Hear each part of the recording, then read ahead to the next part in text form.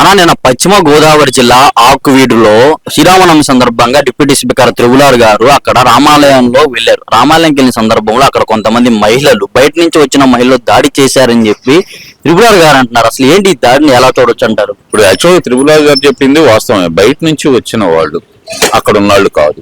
ఇక్కడ జరిగింది ఏంటంటే దాదాపు 100 సంవత్సరాలుగా అక్కడ ఉన్న దేవాలయం శిథిలావస్థగా చేరి అక్కడ ఉన్న ఆర్య వైశ్యులు సంఘాలు ఎవరైతే ఉన్నారో వాళ్ళు వెళ్ళి త్రిపురాలు గారిని కలవటం జరిగింది. ఆ కలిసిన సందర్భంగా ఆ దేవాలయం అభివృద్ధి చేయడానికి తన వంతు సహాయం చేస్తానంటూ ఆయన గతంలోనే ఒకసారి వెళ్ళి అక్కడ పరిశీలించగా అక్కడ రాముల వారి విగ్రహాలు, అతి పురాతనమైన రాముల వారి విగ్రహాలు ఉన్నాయి, అప్పటికే ఉన్నాయి. దాదాపు 100 సంవత్సరాల నుంచి అక్కడ ఉన్న దేవాలయం. కానీ కాలక్రమేణా పట్టించుకోకపోవడంతో అది శిథిలావస్థకు చేరితే దాన్ని జీర్ణోద్ధరణ చేసి మళ్ళీ పునర్నిర్మిద్దాం దాన్ని అని చెప్పి ఆయన హామీ ఇచ్చిన తరుణంలో నిన్న శ్రీరామనవమి సందర్భంగా అక్కడ ఎవరైతే అక్కడున్న శాసనసభ్యులు గౌరవ రఘురామకృష్ణరాజు గారు ఆయన అక్కడికి వెళ్ళి దండ వేయటానికి వెళ్ళిన సందర్భంలో అక్కడున్న వాళ్ళు చేసిన డిమాండే కొంచెం నాకు హాస్యాస్పదంగా అనిపిస్తుంది.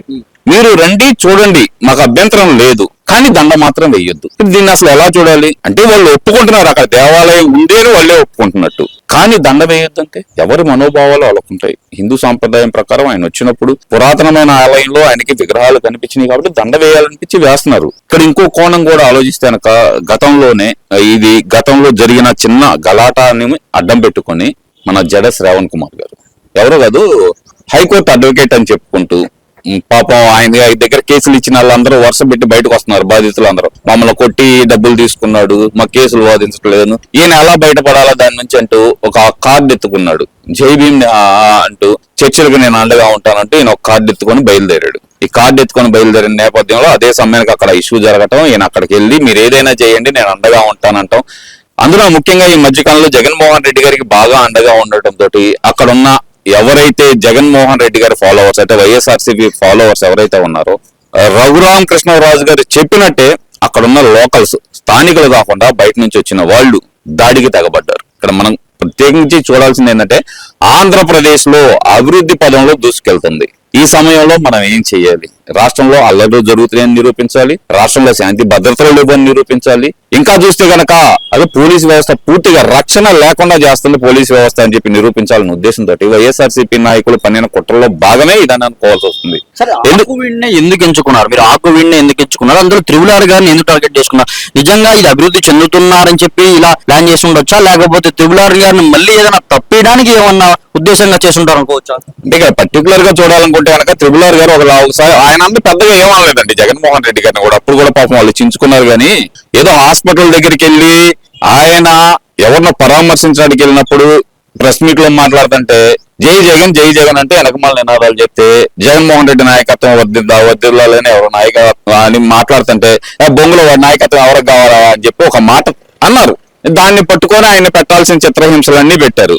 అయినా ఆయన ఒక రకంగా చెప్పాలంటే రాజునండి ఎక్కడున్నా సరే. ఆ రాజు పోరాడే తత్వం వదులుకోకుండా జగన్మోహన్ రెడ్డిని 150 సీట్ల నుంచి 11 సీట్లకు పడేదాకా ఆయన పోరాటం చేశారు. ఆయనతో పాటు ఎన్నో వేల గొంతులు, లక్షల గొంతులు పోరాటం చేసినాయి. అది జీర్ణించుకోలేని జగన్మోహన్ రెడ్డి ఏం చేయాలి? రఘురామకృష్ణరాజు గారు ఇప్పుడు స్పీకర్ ప్యానెల్లో ఉన్నారు. ఆయన స్పీకర్ ప్యానెల్లో ఉన్నంత కాలం నేను అసలుకి అసెంబ్లీలో కూడా అడుగు పెట్టలేను. నేను అసెంబ్లీలోకి వెళ్ళకపోవడానికి ప్రధాన కారణమే రఘురామకృష్ణరాజు గారు కదా.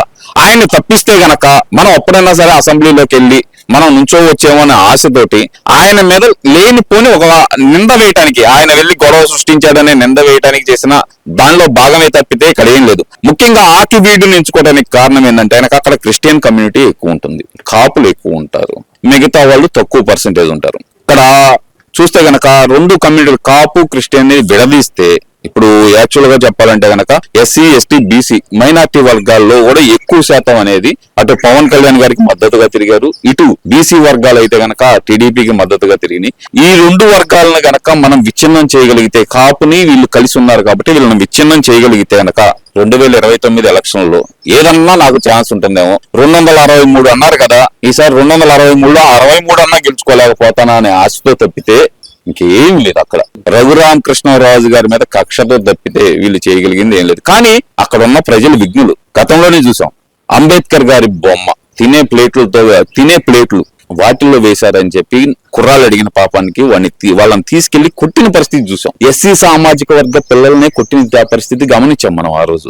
కానీ ఆ రోజు వీళ్ళెవరు బయటికి రాలేదు, ఈ వైసీపీ నాయకులు ఎవరు బయటికి రాలేదు. ఎందుకంటే అధికారంలో ఉన్నాం, అధికార మదంతో మనం మాట్లాడిన మాటలు ఆ రోజు. అక్కడ ఉన్న తోట త్రిమూర్తులు గారు వాళ్ళందరూ చేసింది అది అంతా. దాన్ని అడ్డం పెట్టుకొని అల్లర్లు సృష్టించారు. కోనసీమ అంబేద్కర్ జిల్లా అంటూ అంబేద్కర్ గారి పేరు అడ్డం పెట్టుకొని గొడవలు చేయడానికి చూశారు. సరే, అదంతా తీసేద్దాం.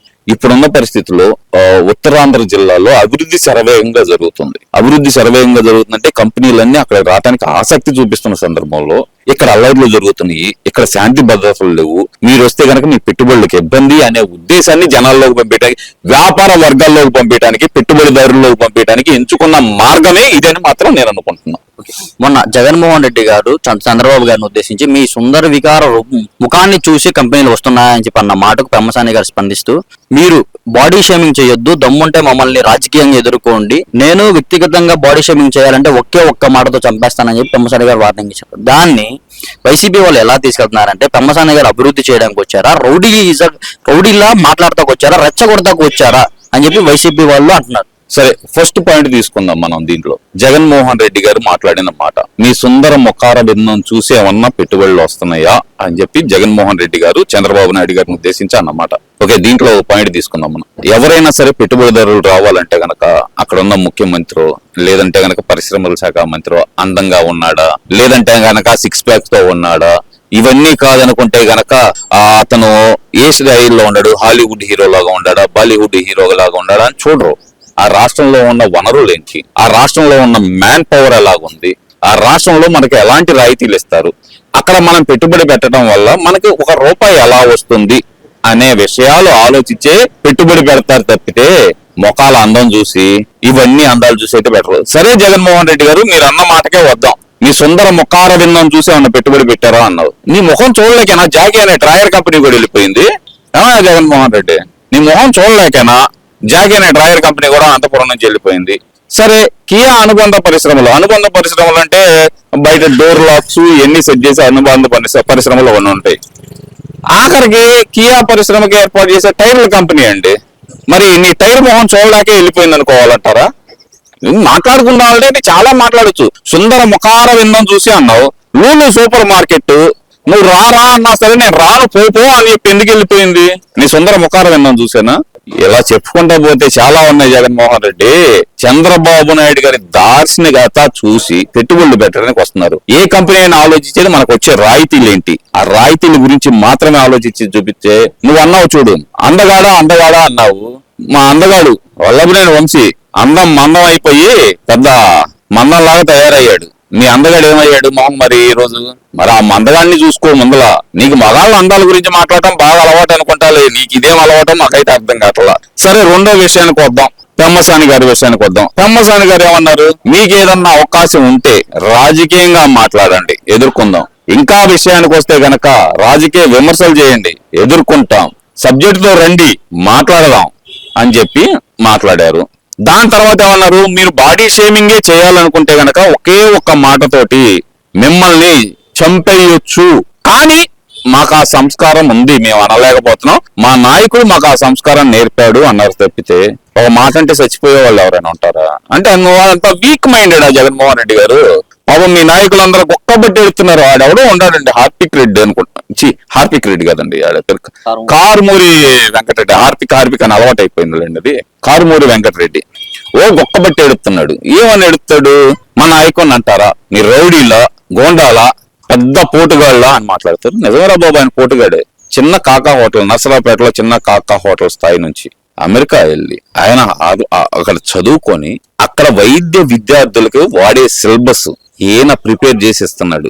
దమ్ముగా ధైర్యంగా నా ఆస్తి ఇది అని చెప్పి 7,000 కోట్లు ప్రకటించిన ఏకైక మగాడు పెమ్మసాని. మేము జగన్మోహన్ రెడ్డిని ప్రకటించమను, ఏం ప్రకటిస్తాడు? యలహంక ప్యాలెస్ కూడా నాదని చెప్పుకోలేని పరిస్థితి, లోటస్ పాండ్ కూడా నాదని చెప్పుకోలేని పరిస్థితి.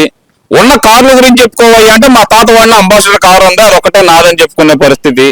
ఏం జగన్మోహన్ రెడ్డి గారు ఇలాంటి ఆప్షన్ చేయగలని పెట్టుకొని మీరు అందరూ ముఖార విందాలు వీటన్నిటి గురించి మాట్లాడితే కనుక ఎలా కుదిరిద్ది? ఆయన అన్నది అది. మాకు సంస్కారం ఉంది కాబట్టి మేము అనలేకపోతున్నాం. బాడీ షేమింగ్ అంటారా? బాడీ షేమింగ్ చేయడంలో మీకు మించి ఉంటుంది. మా దగ్గర నుంచి రిటార్ట్ అన్నారు తప్పితే ఒక మాట అంటే చచ్చిపోయేంత వీక్ మైండ్ అయితే నువ్వు కాదు. ఆ మాట అనుకుంటే గనక, అంత వీక్ మైండ్ అయితే అనుకుంటే గనక, అన్న అనే పదానికి అనర్హుడు జగన్మోహన్ రెడ్డి అన్నప్పుడు ఇంట్లోంచి బయటకు రాకూడదు. ఈ మాట అన్నది నేను కాదు, వైఎస్ షర్మిల గారు. అన్న అనే పదానికి అనర్హుడు జగన్మోహన్ రెడ్డి అన్నప్పుడు నువ్వు ఇంట్లోంచి బయటకు రావేక. ఎందుకంటే సొంత చెల్లె నిన్న అన్న అంటే ఇష్టం లేదు అన్నప్పుడు నువ్వు బయటకు రాకూడదు. అంతకంటే నీకు కావాల్సిందే ఉంది. ఇక అంతకంటే జనాలు నిన్ను ఎగతాళి చేయడానికైనా సరే, సొంత చెల్లె ఎగతాళి చేసినప్పుడు, అన్న అనే పదానికి అనర్హుడు నువ్వు అన్నప్పుడు నువ్వు మిగతా వాటికి కూడా చెల్లించమని నాకు అర్థమైంది. కానీ ఆయన అన్నదైతే వేరే ఉద్దేశం. బాడీ షేమింగ్ మీరు చేస్తానని మేము చేయడానికి సిద్ధంగా ఉన్నాం, ఒక్క మాటతో చంపేయొచ్చు అన్నాడు తప్పితే నేను చంపేస్తాను పొడి చేస్తానని మాత్రం అనలేదండి. ఇంతకీ ఆ ఒక్క మాట, ఒక్క మాటలో నేను చంపేయగలను అన్నాడు కదా, ఆ ఒక్క మాట ఏమై ఉంటుంది అనుకుంటున్నారు? ఎందుకులే సోషల్ మీడియాలో పెద్ద రచ్చ జరుగుతుంది, ఆ ఒక్క మాట ఏంటి అని. ఒక్క మాట ఏంటి అంటే, ఒక్క మాట అంటేనే చచ్చిపోతాడు, చంపేయొచ్చు అనే మాట ఆయన అనగానే ఇంతమంది బయటకు వచ్చారు అంటే గనక, ఆ మాట అంటే గనక వాళ్ళకి అర్థమై ఉండిద్దండి. వైసీపీ నాయకులకు బాగా అర్థమై ఉండిద్ది. ఇంతవరకు ఎలక్షన్ కి 3 నెలల ముందర వచ్చిన పెమ్మసానికి జగన్మోహన్ రెడ్డి గారు సీక్రెట్ తెలిసిందంటే ఏంటి? ఇంతవరకు ఎవరికి తెలియదు. తెలిసిందంటే ఏమనుకోవచ్చు? వాస్తవంగా సోషల్ మీడియాలో జరుగుతున్న చర్చ అయితే గనక సోషల్ మీడియాలో జరుగుతున్న చర్చనండి. పెమ్మసాని గారు వైద్య విద్యార్థులకు అక్కడ ఏదైతే మెడిసిన్ కి సంబంధించిన మొత్తం, అంటే అక్కడ ఉన్న డాక్టర్లందరిలో ఆయన గ్రిప్ ఉంది. మన జగన్మోహన్ రెడ్డి గారు అప్పుడప్పుడు లండన్ వెళ్ళి దానికి సంబంధించిన ఏదో ట్రీట్మెంట్ తీసుకుంటారని చెప్పి సోషల్ మీడియాలో చర్చ జరుగుతుంది. ఒకవేళ దాని గురించి అయ్యి ఉండొచ్చు, దాని గురించి అయ్యి ఉండొచ్చు తప్పితే ఏం మందులు వాడుతున్నావో నేను చెప్పలేనా అని ఒక మాట అన్నాడు అనుకోండి, అదే పెమ్మసాని గారు నువ్వేం మందులు వాడుతున్నావో నేను చెప్పలేనా, నాకున్న పరిచయాలను బట్టి అని ఒక మాట అన్నాడు అనుకోండి, అయిపోయింది కదా.